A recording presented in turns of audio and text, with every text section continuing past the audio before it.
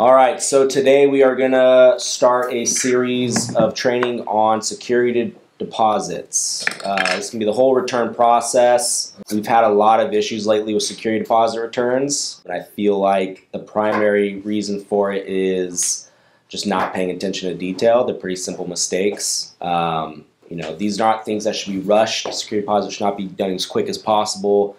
It's something that should be done throughout the whole 21-day period. Less because we should have it out before, but we can't be rushing these things anymore and just trying to get them done because that's not working and we're getting them done wrong. And when we get them done wrong, the only person that costs money is the company. Keep costing us money on them and stuff like that. It's just, less happy hours, less things like that, less fun things, because that's where that money comes out of. So, stop taking money out of the budget for fun things by rushing and screwing things up. First question for everybody. What is a security deposit? Deposit made from a tenant to basically use if there's damages that go beyond the scope of moving out. Okay. Chris, what's a security deposit? I would say it's a gesture of security and good faith to add on to everything he said. Yeah. Plus, it's just kind of a gesture and almost like an insurance policy from the tenant to you that they'll take care of your property. Yeah. So security deposit is the sum of money that we collect at the move-in process that we hold throughout their tenancy, and we use those funds at the end of their tenancy to cover any costs that be damages, classified as damages. What are damages, Joel? Well, just give me a few examples of common damages. What is a brief rundown of damages? Pretty much anything more over than normal wear and tear, such as to say damages to the wall, such a hole in the wall. Broken oven, broken fences, anything within a year. What about carpet cleaning? Carpet cleaning, yes. What about, unless they hire a professional carpet cleaner. What about house cleaning? Yes, unless they hire a professional. What about unpaid rent? Yes. Okay. All right. So those things, right? Those are charges. They should always be charged on security deposit. But yes, that is the general idea of what is damages, right? Rent. Negligence by tenants, things that go beyond normal wear and tear. Now, what is normal wear and tear? That's a lot of gray area. But we have to use our good faith and also our owner's discretion to make those determinations and charges. Ultimately, that is their money.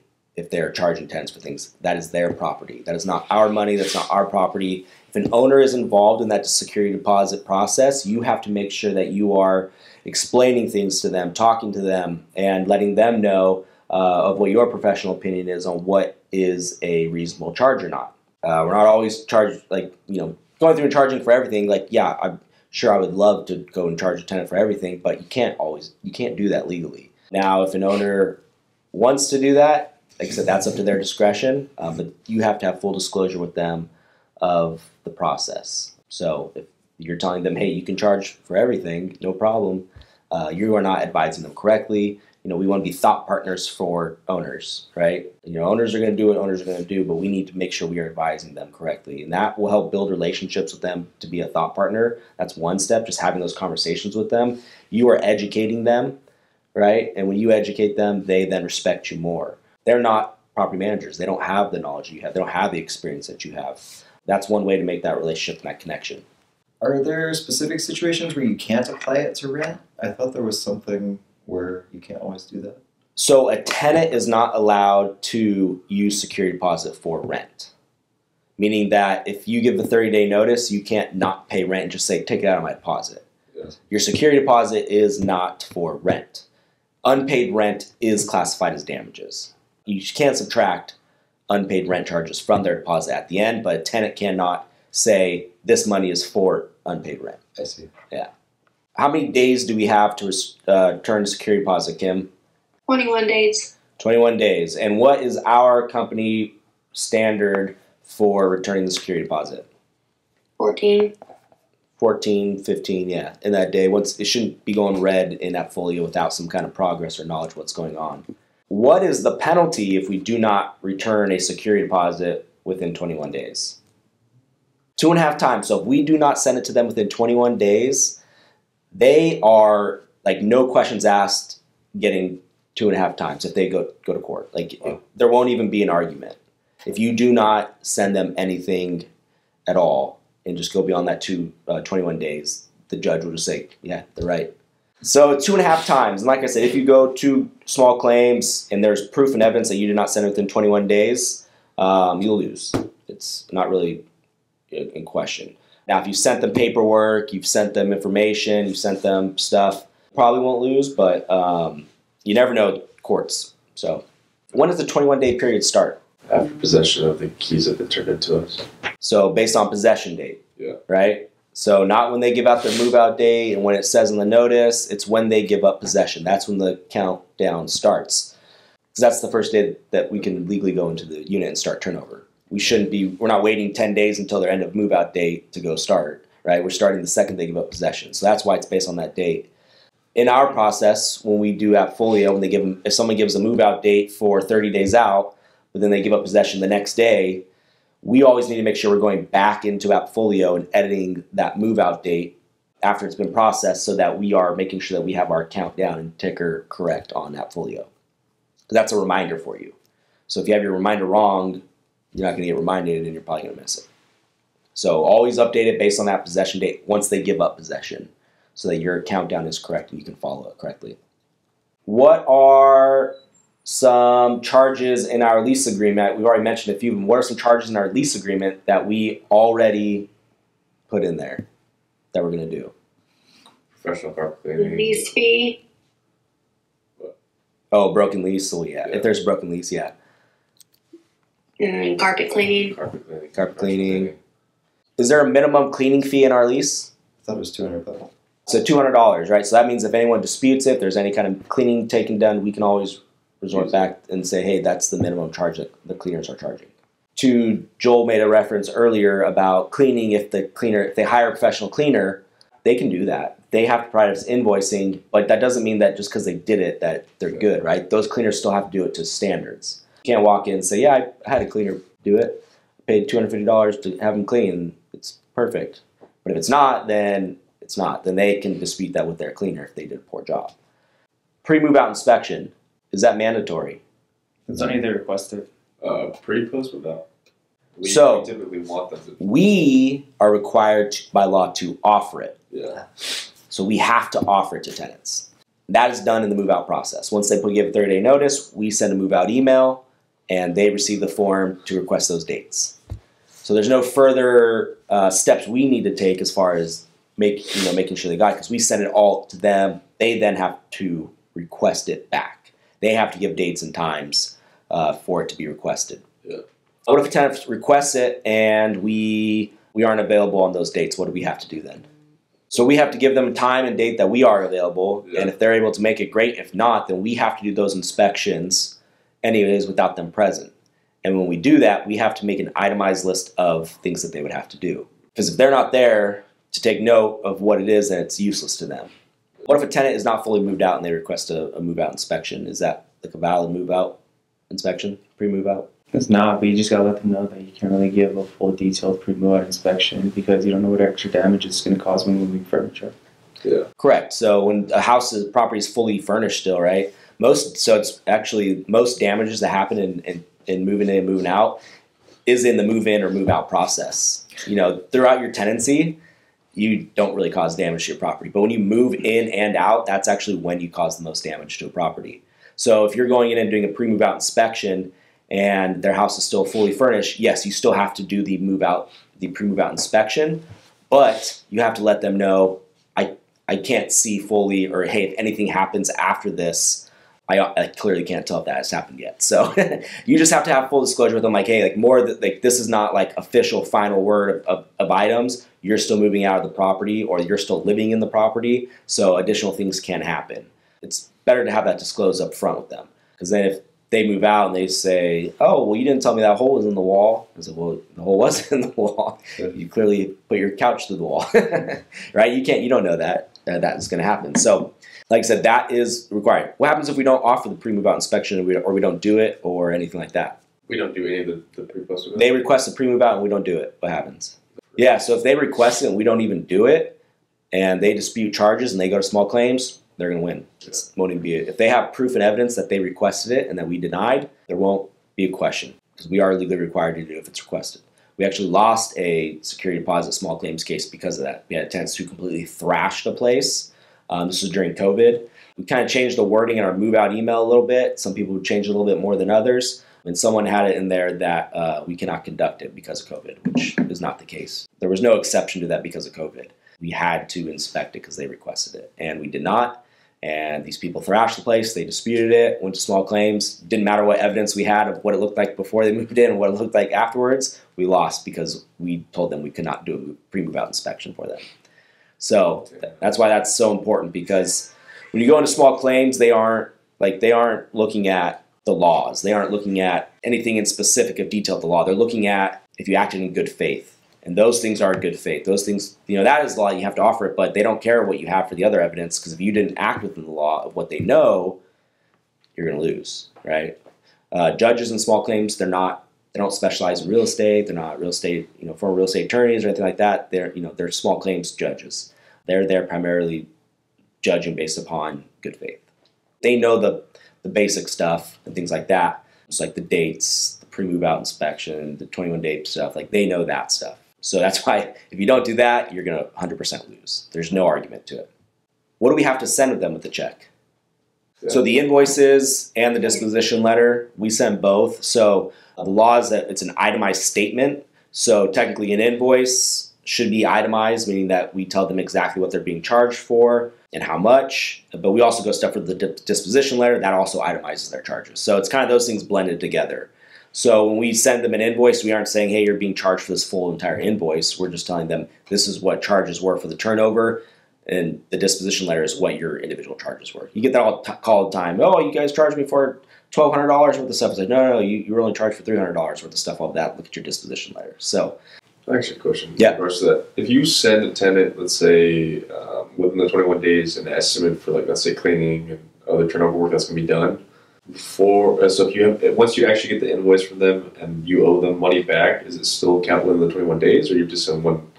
No, so you have to send them an itemized list within that 21-day period. Now, if you are only having estimates because there was something happening where you couldn't get the work done within 21 days, you go based upon the estimates. Gotcha. Yeah. And then, so if you turn around and say the estimates ended up being way less, then yes, legally you would have to send them the difference. Got it. Now, if they're more, then nothing really can do besides just letting them know, like, this is going to go to collections, or you could edit increase, but you shouldn't be getting an estimate for something and having it being way. That's just not doing a good job. Yeah. So if you're gonna say, hey, it's only cost $50 to clean this place, that's what I'm gonna charge you for, and it turns out being $500, like at that point you're kind of just screwing yourself. So same thing, right? You're probably rushing it, not paying attention, and shooting yourself in the foot. So we kind of touched briefly on common things. In my opinion, the most common thing that we charge for in clean out or in turnovers and in security deposits is cleaning, right? It's probably the most common thing other than carpet cleaning. But cleaning is probably the most common one, is it not? So if we are giving someone a professionally cleaned unit, we're asking them to give us a professionally cleaned unit back as well. You have to have evidence and proof of that, right? So that's why inspections are so important. Documenting, making sure we're having everything accurately documented, taking your time in the move-in, move-out inspections, getting a good detailed video. Why do we do those videos so detailed? This is to make a report just in case we have to go to small claims court, just to compare the pre-move-in to the post-move-out. Correct. If you go to court, if they dispute further, you need evidence and proof. So by having good detailed video and documentation, that is our evidence. That's our proof. So, like I said, that is why that stuff is so important, that they're done and done correctly, everything like that. What if a tenant takes over a unit and it's not professionally cleaned? Can we bill them at charge? Can we charge them? What if it was a brand new construction that we just didn't do cleaning on, and it was to clean standards? Technically, no, because the baseboard is going to be somewhat dirty. So it's all just a judgment call, right? That's the big thing, and that's why documenting is huge. So when we're doing our pre-move-ins, we are documenting it to that condition. So if you're going through and documenting, say, hey, this is all brand new, this is clean, and then you get back an oven that's dirty, you can still charge them for that. So not everything has to be professional cleaning before they move in. It just has to be to the same quality of that which they received it. So if you give someone something completely brand new and clean without having it being cleaned, you can still charge them. So you don't have to have like a before. It's like they just have to return it the same way that they received it to you, minus normal wear and tear. One common one that we get a lot is like mildew. like in the bathrooms, it could be on the walls, flooring. Is that something we charge them for? And it shouldn't be, right? Yeah, it shouldn't be because you did the proof, yeah. Yeah, so they still would be responsible for that because they are required to properly ventilate the property, wipe the walls, get rid of moisture, things like that. So you should still be charging them for that kind of stuff. It could be classified as painting, could be classified as cleaning, depending on what you do. It's going to vary. One very common thing we get is fleas. Yes, because we are very pro being pet friendly, so oftentimes you do get flea infestations. I know every time I walk into a unit there's fleas because the fleas just like jump on me. It's crazy. Can we charge them for that? Yeah. Yeah. If it was Yeah, not yeah. Yes. flea beforehand, yeah. Yeah. Yes, we can. Yeah, so we can. And that should always be done with cleaning as well. Have a pest company go out. All they do is do like those bombs where they goes and sprays chemicals for a little bit of time and leave the doors closed for a while. And then it'll get rid of them. You know, I think it's like $100 to $200 usually. We are charging them for that kind of stuff. That's something you don't really think about very often, right? But if you have carpets and pets, like, you know, if there's any, like I said, it's kind of hard to tell. Like I know all the time because fleas just attack me. But yeah, that should be something that also we need to make sure that is included in that cleaning stuff. What happens if an owner, if we do the move out inspection, it's really clean. We go in there, do some maintenance and turnover, and it gets dirty. Can we bill the tenant for that cleaning? So it wasn't dirty when they moved out. Let's say they had it professionally cleaned to good standards, just the way they got it. We go and do maintenance, get it dirty, then we have to clean it. Can we bill that to the tenant? Oh, no way. Yeah. Not if there was record of it prior. Yeah. Yeah. Correct, yeah. So if they give you a professionally cleaned unit or it's to that standard of cleanliness that you're looking for, and then we go in and get it dirty, yeah, they're not responsible for that. You'll have owners that a lot of times want to charge them for that. Yeah. You know, hey, well, it got dirty. Well, yeah, but they're not the reason why it got dirty. Your contractors are. Your contractors should clean up after themselves. So same thing, right? Yes, an owner will probably try to do that. It's very common. So you just kind of have to guide them and let them know, hey, you know, this does not fall within those laws. So cleaning, like I said, cleaning is probably the most common one. And then carpet cleaning, I think that goes without said. Anytime there's carpet, we are cleaning the carpets, right? Every single time. We should never be turning over a unit and not clean the carpets. I mean, now if a tenant gives you an invoice that said it was professionally cleaned and it does look like they're professionally cleaned, then of course you wouldn't do it twice because that could damage the carpets if you clean them so many times over a short period of time.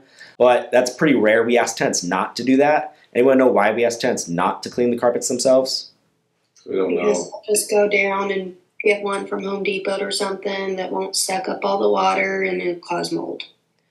Correct. Yeah. So you can go rent equipment at places like Safeway has, and like you can go rent equipment to do it. The problem is people who are doing it, they don't know how to actually do it. You're throwing a large amount of water into carpet and pad, and then you extract it. So if you're not doing it correctly and extracting all the water, your carpet pad's going to stay wet for an extended period of time, which then means what?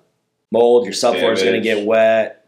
You know, potential for your subfloor to rot, and all that stuff. And that's expensive. That's like thousands of dollars. That's not a couple $100s. And we probably don't have enough security deposit to cover that screw up. So that's why we tell tenants not to do it, that we will do it, and you use professional companies to do it so that it gets done to the correct quality. But yes, anytime there are carpets, it should always be happening. There shouldn't even be a question about it. If it looks clean, well, if they're not giving you an invoice that was professionally clean, we should be doing it. So we should never miss that. And that should always be on it. It's in our lease agreement.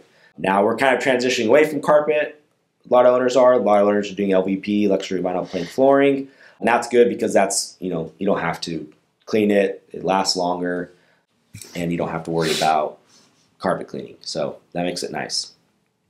All right. The next one is probably a lot of gray area in this one. There's a lot of judgment call, a lot of using good faith in this charge. And it's also probably the most misunderstood charges from tenants that you probably get the most dispute on. That's painting, right? So people think that painting is cheap. People think that painters just go in there and can paint something in 20 minutes and leave. That's not the case. Painting is expensive. Paint's expensive itself. I mean, just a 5-gallon bucket of paint's expensive. So depending on the amount of paint they have to do, I mean, material cost alone is high. The other issue is when you run into painting is lifespan of paint. What is, in a rental property, what's the average lifespan of paint? 2 years. 2 years, yeah. 2 to 3 years, right? We always say 2 just to play on the safer side, but it's 2 to 3 years, which is crazy, right? I mean, paint should last way more than 2 to 3 years. Damages should just be damages, right? What is damages? Yeah, filling holes, repairing any texture issues, right? A lot of people, if you hang things on walls, you're gonna have a hole. If you use those little sticky strips on the wall, well, those were notorious for ripping off the texture, like the whole paper of the sheetrock. So that gets to get redone. We can charge them for the damages if they go beyond those years. You just can't charge them for the cost of the actual paint. So you can only charge them for a portion. Now, what portion you charge is really going to determine on how much you're doing and how long they were there for. So if someone was there for 2 years, let's say 18 months, so a year and a half, and there is damages and there is painting, can you bill them for the painting?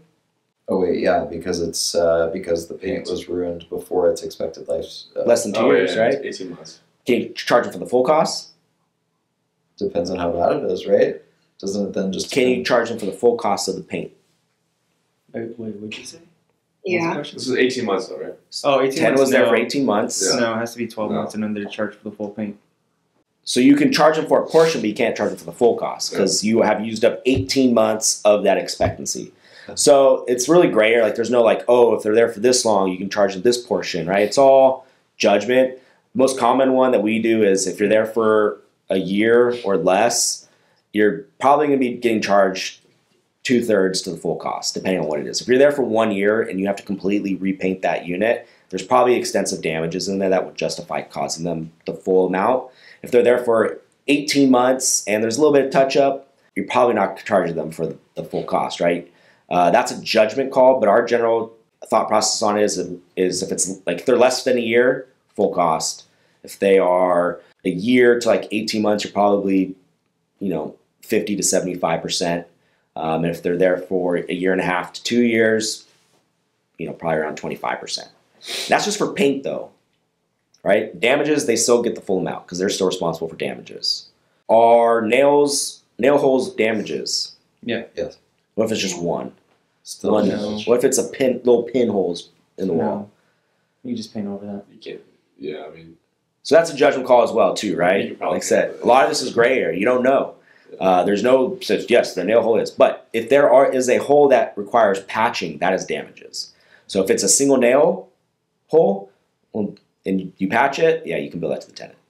Now, if it's a little pinhole, like a little thumbtack one, you're probably not patching that, right? You're just painting. It's painting over it. The paint will cover it. So that one you probably wouldn't do anything for. So if you just see a pinhole, you're going to say, hey, I'm going to charge you 25% of your painting cost for that, right? I remember one time, I think it was that 935 Lighthouse, we had a tenant go in there and probably patch like 100 holes in the place, and they just like put a glob of spackle on the wall, and it looked terrible. And that owner, who's Mark, if you know anything about Mark, he's very, very picky about his paint in landscaping, so he was not happy. So that was a big bill for that tenant. So yes, they have to be doing it correctly. We even put in our pre-move out inspection checklist to let us do it, because same thing like carpets, you're risking it not being done correctly. So if you are not confident that you can do it correctly, you probably shouldn't do it, because then you're just going to assess a bigger charge if they don't do it correctly. Painting, yes, if they go through, patch it, and paint it themselves, and paint doesn't match, and they just put a little swipe of paint on the wall, it doesn't match, yes, they are still responsible for correcting that. If you have a non-white wall, like a colored wall, if you do touch-up paint on that, you don't just go up to it and put a little slap of paint over it. You have to square off the whole wall. As paint ages, it fades in color. If the sun is shining on the wall, it's going to fade in color. So that paint that's in that can is not going to match the paint that's on that wall. So when you have to touch up from those things, you don't just paint that one little area. You have to square off the whole wall, paint that whole wall to make it match. That's another thing tenants don't understand, right? So when they say, "Oh my God, it cost $600," there was like 3 holes in the wall. Like, what? How did it cost that much? It's like, well, because he had to square off the whole wall to cover the damages. Like I said, that's the other big dispute. That's why it's when I walk into a rental property that has a bunch of different colors, and they're like bright colors, and it's like, yeah, it looks great, but man, that turnover, it's like, dang it, this is gonna be a lot of work if it gets ruined. So some owners don't really care. Some do. Some want it to look perfect every time. Some know that they had a colored wall. Maybe they lived there personally and they say, hey, I know this is a terrible color for a rental property. That's why light white colors, off-white colors are the best ones to use, because when they fade, you don't notice it as much. I mean, everyone here is living in a rental property, right? Or even probably had white walls, right? So, like I said, it's about functionality and things like that, rather than what looks great. Because you're thinking, oh, I got to turn that over. I got to turn it over. So that's why, like I said, these color like walls like this would be perfect, because you could probably just paint that little small patch. You can ask the painter to like break that down as well, or you can just use the proration method. So if a painter wants to break it down for you, hey, I charged $300 to fix these damages, and then it was $1,200 to do the painting, then you just charge them the $300 amount. If they don't break that down, then you have to use the aspect of, I'm charging you 25% for damages only, because this bill was $1,200 total, and I charged you $300 for it. I think that adds up, right? Are scuff marks damages? What about, let's say they had their couch up against the wall for 2 years and there's a big old wear mark across the wall. Is that damages? Yeah. Kim says yes. For 2 years? Yeah, say they lived there for 2 years and they had their couch. You know how when you have your furniture against the wall, how it like leaves that mark that wears the paint? I don't think that would be considered. That's crazy. Wouldn't that be, yeah, just because it goes to show they weren't cleaned properly, which could lead to mildew buildup in the back? What? Could be a lot of things. Yeah.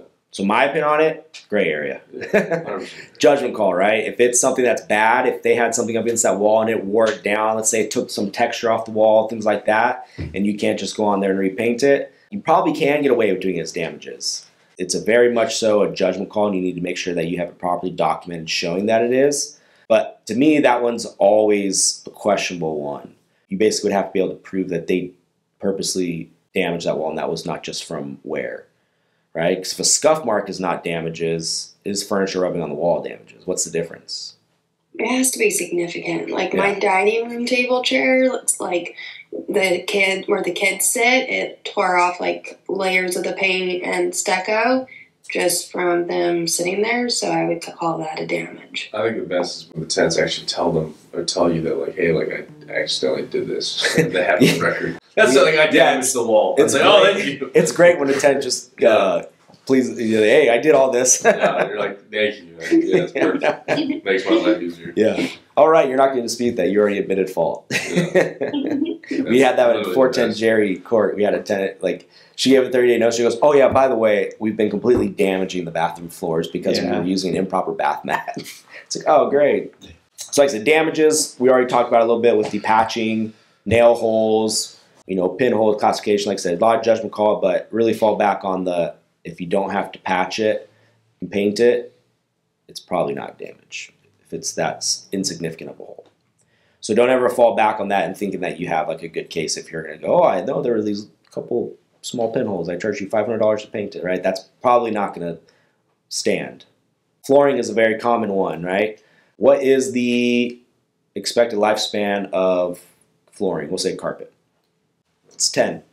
10 years is the expected lifespan of carpet. Yeah. Now that's carpet. Damn. That's the carpet, right? That's padding is probably the biggest determination of whether carpet lasts. If you do cheap padding on carpet, your carpet's not going to last 10 years. So like I said, we use LVP flooring a lot now. We use laminate flooring a lot now. That is supposed to last longer. It's supposed to hide wear more. So in theory, you should be replacing that a lot less frequently than carpet. It also, like I said, it hides wear very well. Most of the time, you're probably going through and doing your move-in inspections, and you're probably missing a lot of things because you can't even tell it's there because of what the texture is on the flooring, what the color is.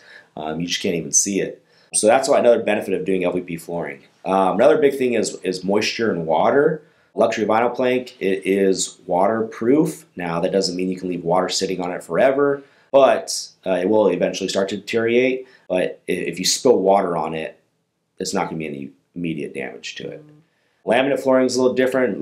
Some of it's water resistant, meaning that water can spill on it. It won't be an issue, but if you dump a gallon of water and just let it sit there, it's going to get in and damage. Vinyl plank flooring, all it is like a thin piece of material on top of like a rubber pad. So if you pull this flooring up, it's rubber and then it's vinyl, and they're attached together. So that's why it's, you know, a little better resisting and being waterproof.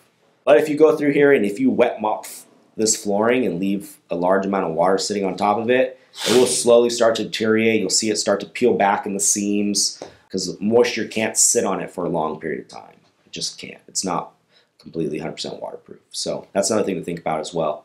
We had a tenant in Watsonville who their flooring was failing. We go out there and we have it inspected by contractors, and the water, there's no sign of moisture underneath the flooring. The subfloor is completely dry. There's no plumbing leak fixtures. There's nothing, no presence of water anywhere. But then the tenant says, oh yeah, all I do is I wet mop it though, right? So they put a large amount of water on top of it and just let it dry. Well, that caused the flooring to fail. So we actually charged that back to the tenant because they damaged the flooring. So like I said, when you have this type of flooring, a lot less likelihood that you're going to be doing charges. I mean, it's like I said, the cause of damages is more likely going to be wear and tear with this flooring. All right, any questions? Good? Yeah. All right, we only covered 3 things today, so there's a lot. So, all right, that's it. Perfect.